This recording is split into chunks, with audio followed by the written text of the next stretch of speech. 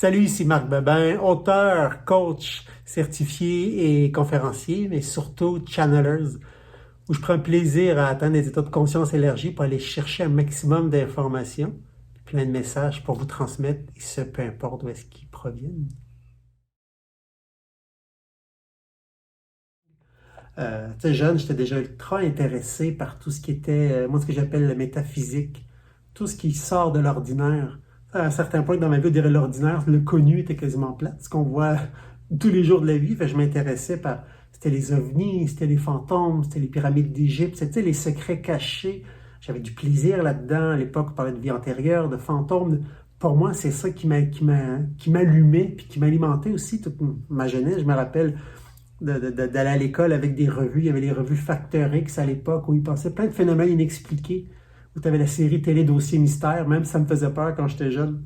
C'est des choses qui m'alimentaient, qui m'intéressaient, tout en sachant que je me sentais un peu différent dans le sens, j'avais une connexion particulière à ça, d'abord à tout cet univers-là, ce monde-là, mais aussi je pouvais ressentir des choses, ressentir surtout plus que j'ai l'impression que les autres pouvaient ressentir, ne serait-ce que juste des émotions ou du ressenti. Et tout ça a fait que déjà, je me trouvais différent jeune, mais j'ai eu la chance quand même d'être bien entouré avec une famille, avec des amis, surtout un ami très proche avec qui j'ai pu continuer à garder ce langage-là, mais en même temps, à part qu'un intérêt dans ce domaine-là, un plaisir.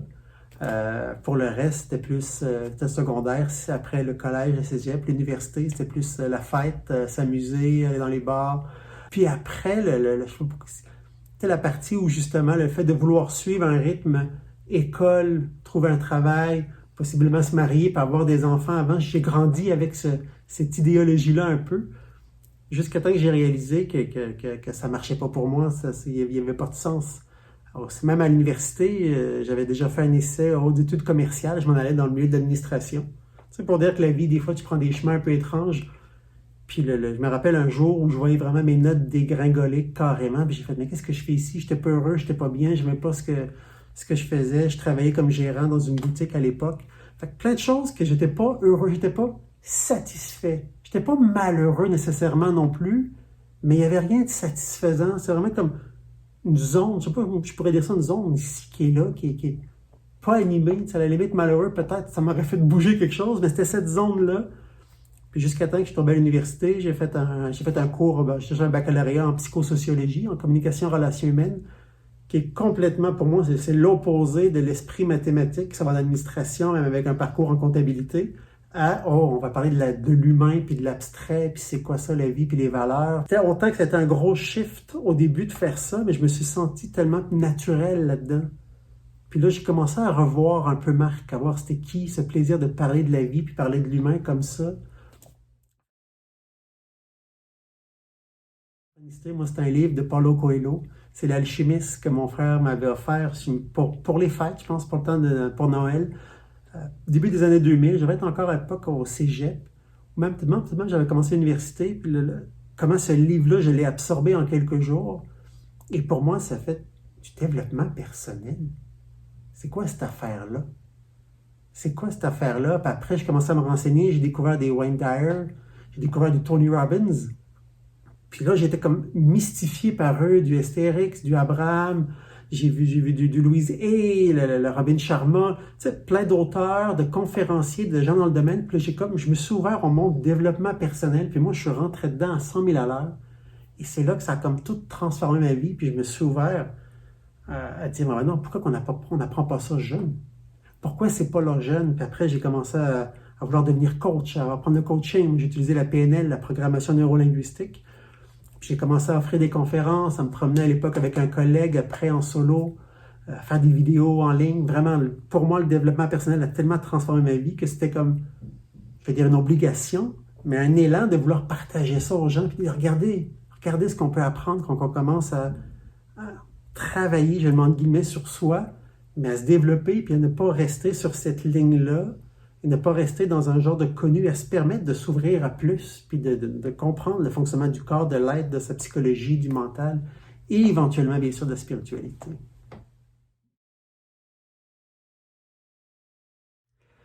Voilà, le mot, c'est des synchronicités. Il y a un moment donné, autant le développement personnel, tu sais, j'en ai mangé de toutes les sortes. Il y a un moment donné, j'ai eu comme, moi j'appelle ça comme une faim d'un savoir que l'humain ne pouvait pas me donner. Je vais le dire comme ça, c'est comme si que oui, j'ai fait beaucoup de Tony Robbins, j'ai même été faire ses événements, j'ai lu ses livres, Wayne Dyer, même chose. Tous les personnages que j'ai nommés tantôt, j'ai lu leurs livres. Mais il y avait quelque chose en dedans de moi qui voulait autre chose. Puis des fois, un peu comme quelqu'un qui a une rage de sucre, qui veut son gâteau, ou quelqu'un qui veut son fast-food, là, j'avais besoin de vivre autre chose. Puis c'est là que je me suis ouvert un peu à ce qui s'appelait le channeling, à tout ce qui s'ouvrait. En fait, le channeling, les gens qui ont cette capacité-là d'entrer dans un autre état d'esprit, puis de recevoir des messages, ou même, j'ai un élargissement de conscience. Une de mes amies m'a amené voir Pierre Lessard à Montréal, qui canalise le main de Saint-Germain. Autant j'avais de l'ouverture sur un paquet de choses, quand j'étais assis dans la salle, puis j'ai vu ça, une partie de moi qui a fait « Qu'est-ce qui se passe? » Tout en ayant des fibres à l'intérieur qui fait comme « Ça, c'est intéressant. » Fait que là, je me suis ouvert encore plus au monde de tout ce qui était la canalisation, ceux qui avaient la capacité de communiquer avec autre chose, les gens, soit des gens des étoiles, soit des êtres. On parlait de maîtres ascensionnés à l'époque, d'anges et d'archanges. Ce qui m'a amené vers une quête, en fait, vraiment de recherche. Qui d'autre qui fait ça, à part que Pierre Lessard à Montréal? Puis là, ça m'a ouvert à un champ de personnes qui font ça à travers le monde de différentes façons. Et bien sûr, je tombe en amour avec Daryl Anka qui canalise Bachar. Pour moi, quand j'ai entendu Bachar parler, j'ai fait « C'est ça que je cherchais depuis longtemps. Cette information-là qui ne se retrouve pas dans les livres, au moins qui n'est pas partagée autant. »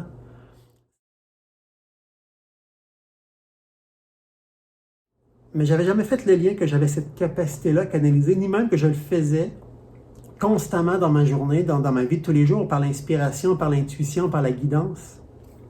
Et c'est vraiment en poussant en amenant mon ami Sylvie à dire canalise, un jour on s'est assis ensemble, on s'est simplement mis, les deux, on s'est mis comme en état méditatif un peu, si on veut, puis on a commencé à visiter les mêmes endroits, on les deux partaient en méditation. Mais à un moment donné, je réalisais, mais qu'est-ce qui se passe de ton côté? Puis là, je suis à tel endroit, puis je vois telle pièce, telle salle, puis mais je vois la même chose. Et c'est là qu'il y a des liens qui ont commencé à se faire. Attends, les gens qui rentrent dans un état de conscience élargi peuvent être au même endroit. Puis là, après, de fil en aiguille, avec les différents projets, puis lorsqu'on s'est retrouvés, moi et mon ami Sylvie, fin 2019, et vraiment, il y a eu un appel, encore là, poussé, vraiment comme quelque chose qui me pousse dans le dos, canalise maintenant, où une énergie, mais je me rappelle, est descendue sur mes épaules. Je ne savais pas expliquer qu'est-ce qui se passait. Simplement fermer les yeux, puis on s'est mis à échanger sur ce qui se passait. Puis les deux ensemble, encore là, on était au même endroit. On ressentait le même type de présence.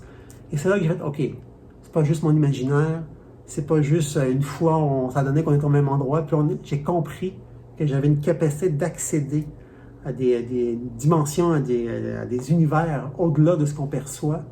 Puis je pouvais recevoir des messages. Puis encore là, peu importe d'où est-ce que ça vient, est-ce que ça vient des civilisations des étoiles, est-ce que ça vient d'un être multidimensionnel, est-ce que ça vient d'une fée? Rendu là, c'est un peu moins important pour moi que le message qui est livré. Et surtout, je le ressens dans mon corps, la puissance qui vient avec. Pour moi, c'est un plaisir maintenant de canaliser parce que j'ai découvert que c'est une faculté que j'avais. Mais c'est aussi en lien avec, je pense, qui je suis. Et je comprends aujourd'hui tout le parcours depuis mon enfance, le Marc qui s'amusait avec qui avait du plaisir à lire les trucs sur les ovnis, sur les entités, sur tout le mystique de l'Égypte, de l'Amérique du Sud, toute la connaissance du développement humain. Puis maintenant, la canalisation, c'est comme si j'ai pu voir, mais c'est pour ça que j'ai passé par là, c'est pour ça que j'aimais ça. Et aujourd'hui, amener tout ça dans une même sphère, dans une même chose, pour moi, ça me fascine réellement.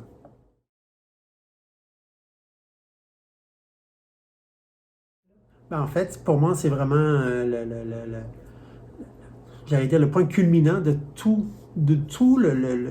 ce que j'ai appris, tout ce que j'ai découvert, tout ce que j'ai expérimenté surtout, parce que pour moi, apprendre, c'est une chose, c'est bon pour le mental, mais l'expérimenter, le vivre dans le corps, pour moi, c'est ça qui est important à travers tout ce que j'ai vécu, la cérémonie, la canalisation, peu importe ce que c'est. Et pour moi, l'Institut permet de tout mettre ça en un endroit. Un peu comme je dis des fois, ça permet aux gens de prendre une vingtaine d'années peut-être, ou même plus, ou même où j'ai appris, j'ai expérimenté dans le même endroit. Et jumelant la canalisation, donc en se branchant, moi et Sylvie, pendant connecter justement à ces endroits qu'on a maintenant de la facilité à faire, aller chercher l'enseignement de ces guides-là, qu'eux amènent justement cette connaissance-là, mais qui est différente de ce qu'on est habitué, tout en amenant la personne à vivre une expérience à travers ça. Donc, c'est pas juste, oui, on parle à ton mental en amenant l'information à travers les guides, mais eux font vivre quelque chose en même temps aussi, tout en ayant une énergie qui se dégage, parce que ça dépasse les 5 sens, ce qui se passe pendant une canalisation. On le voit avec nos clients quand on le fait en séance interactive avec eux. Fait que là, on a un endroit où on prend la personne du jour 1, on l'amène jusqu'à la fin, puis la personne qui rentre, puis qui sort à la fin, après 17 semaines, 15 semaines, c'est pas la même personne. C'est une personne transformée. Et pour moi, c'est ça qui est beau. C'est un beau cheminement où justement, je peux accompagner la personne en lui disant, hey, je le sais. Je le sais, c'est quoi d'avoir eu une attirance, fait indifférent, puis une attirance pour la chose qui est différent, pour le mystique, pour le mysticisme, pour le non-naturel, mais de ne pas avoir été capable de le partager, de ne pas avoir vraiment été capable de l'utiliser, tout en ayant une pulsion forte d'aller là-dedans. Je le sais, c'est quoi. Donc, on l'accompagne la personne en disant, c'est correct, c'est normal. C'est normal que tu connectes avec des êtres d'ailleurs. C'est normal que tu vois des êtres dans la forêt quand tu te promènes des fées, des lutins. C'est naturel, ça. Je le sais, c'est quoi, parce que moi, je le vois, je le ressens. T'es pas tout seul. Je suis là. Sylvie est là. Pas d'une gang de fuckés qu'on canalise qui viennent de l'espace aussi, qui est avec nous. Puis, il y en a plein d'amis qui sont là-dedans aussi, puis on le sait qu'on n'est pas seul. Fait qu'on accompagne la personne du jour 1, puis on l'amène à mon Dieu, j'allais dire à exploser, mais vraiment déployer tout ce qu'elle a à l'intérieur, parce qu'on jumelle toute l'expérience qu'on a aussi en développement personnel. Et pour moi, l'Institut, c'est vraiment autant que oui, on canalise peut-être des aides d'ailleurs, mais au-delà de ça, c'est du développement personnel pour aider la personne vraiment à rendre sa vie plus riche, plus belle et plus agréable à la fin de la journée. C'est ça.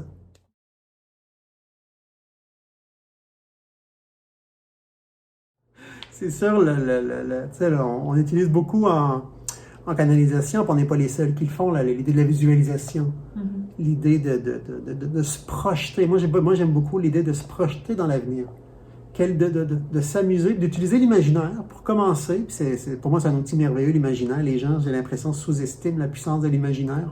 On le relaie, c'est juste son imagination, mais c'est puissant parce qu'on sait que le cerveau ne fait pas la différence entre ce qui est réel et ce qui est imaginé. Lui, il le vit à l'intérieur. Donc, d'amener les gens à se projeter et à imaginer quelle serait la meilleure version de moi. Mettons tous les jours, je serais heureux. Mettons tous les jours, je ferais quelque chose que j'aime. J'aurais du plaisir. Juste pour le plaisir de s'imaginer. Mettons que l'environnement serait adéquat. Mettons, peut-être sur le bord d'une plage, j'ai aucune idée où est-ce que les gens veulent vivre, mais tranquillement de s'imaginer à créer la vision de eux dans l'avenir. Fait que c'est pour ça, si les gens peuvent juste utiliser leur imaginaire pour imaginer leur version à eux du futur, dans un futur beau, lumineux, bien sûr, on s'entend, joyeux, puis tout plein de magie, faire un voyage dans le temps, un saut, puis revenir aujourd'hui, puis donner conseil. Qu'est-ce qu'il te dirait? Qu'est-ce qu'il te raconterait? Puis amusez-vous avec ça. Pour moi, il faut s'amuser avec ça, avoir du plaisir là-dedans. Le développement personnel, c'est du gros plaisir, c'est de s'amuser. S'il y a un outil, là, avoir du fun, avoir du gros plaisir, puis de la joie là-dedans. C'est ça pour moi qui permet d'accélérer le processus d'expansion. Pour le reste, bien sûr, de la méditation, lire des livres, faire de la canalisation interactive. Après, le reste, les outils, il y en a plusieurs. Je lui dis, ou je lui dis à elle ou à lui, vas-y. Parce que j'aime une phrase que j'entendais ce matin. Lorsque comment je pourrais le dire? Lorsque la douleur ou la souffrance de rester là est plus forte que celle à vouloir changer, c'est là que la personne change. Donc, lorsque la personne, en fait, fait comme, j'aime pas ma vie, mais j'ai le goût de changer, mais vas-y. Moi, j'y fonce. Comme quand je suis parti dans l'Ouest, l'histoire que j'ai racontée rapidement tantôt, par Mont Shasta, en termes québécois, j'avais la chienne, j'avais peur d'y aller, partir seul en auto, parcourir le Canada, puis aller aux États-Unis. Et c'est quand même une semaine de voyage, mais avec cette énergie plus forte que moi qui me poussait en arrière, puis que je pouvais pas nier, puis j'avais l'impression que si j'y allais pas, j'allais manquer quelque chose dans ma vie, j'allais rater, c'est drôle, rater un changement important, un saut quantique important dans ma vie. Fait que des fois, la peur, c'est aussi un bon messager, puis c'est un bon guide. S'il y a une peur, s'il y a un doute, il faut l'écouter, aller voir en dedans c'est quoi, puis le voir. Qu'est-ce qu'elle veut nous montrer? Et moi, j'ai souvent l'idée que plus la peur est forte, ça veut dire quelque chose d'important derrière. Et plus la peur est forte, ça veut dire que tu es à ça. Tu es à ça de changer complètement. Et c'est pour ça que je dis aux gens allez-y. Si vraiment dans toutes vos fibres vous parlent, toutes les synchronicités sont là pour vous dire vas-y, allez-y. En fait, j'ai le goût de dire juste à ceux qui sentent l'appel de vraiment de vouloir transformer leur vie, d'y aller. Puis si c'est l'Institut, puis c'est notre programme, allez-y. Si c'est autre chose, c'est autre chose. Mais répondez à l'appel de votre âme, si je le mets entre guillemets, nous ce qu'on appelle la grandeur, répondez à l'appel. C'est le temps, là. C'est là que ça se passe. Là. C'est là que ça se passe. Là. Puis si vous y répondez pas, c'est pas grave. Tu sais, bienveillance. Mais si c'est là, pendant là, allez-y. Le chemin peut juste être beau, puis je le vois parsemé de lumière, puis c'est juste doré. Allez-y. C'est le temps.